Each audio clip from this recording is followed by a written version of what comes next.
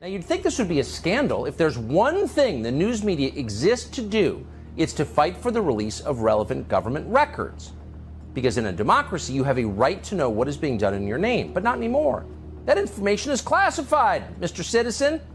So you don't get to find out where those billions of dollars of that you're paying for are going. Who's getting them? What are they doing with them? You don't get to know. You don't get to learn about anything.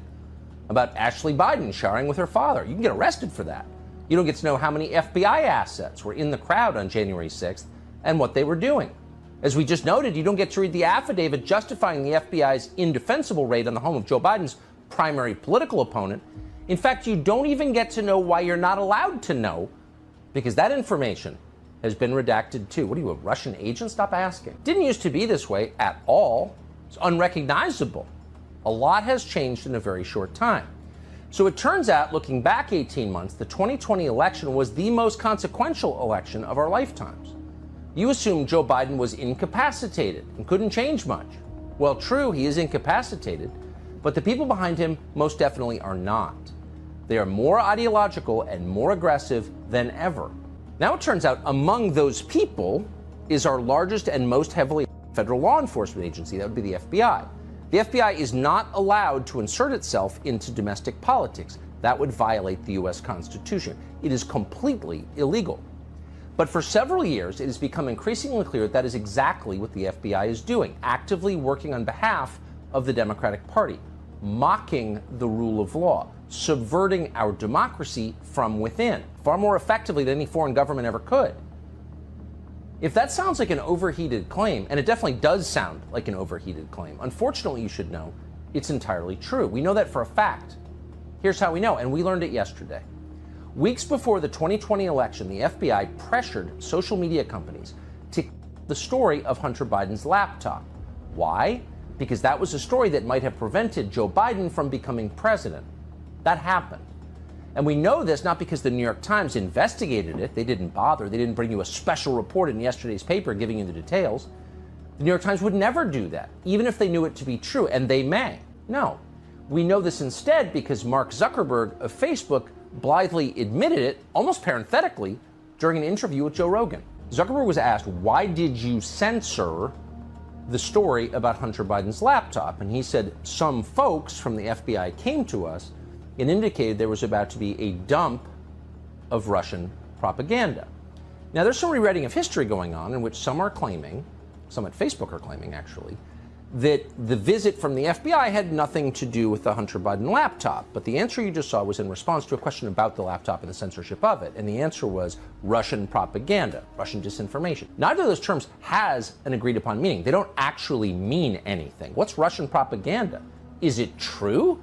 That should be the only question that any news or information company, including Facebook, ever asks. Is it true? Truth is the defense. No, it's Russian propaganda. Again, a term without a meaning. So we wanted to know more. We reached out to Mark Zuckerberg after that interview, and he responded to us, to his credit. Zuckerberg confirmed that the FBI didn't put any of these warnings about Russian disinformation or propaganda in writing. Oh, of course they didn't. Nothing in writing.